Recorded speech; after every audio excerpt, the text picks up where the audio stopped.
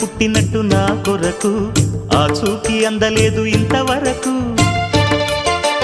వచ్చింది గాని ఈడు ఒంటి వరకు వేధించలేదు నన్ను జంట కొరకు చూశాక ఒక్కసారి ఇంత వెలుగు నా వంక రాను అంది కంటి కునుకు ఈ అల్లరి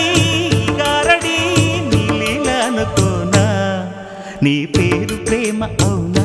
ఇవాళే నిన్ను పోల్చుకున్నా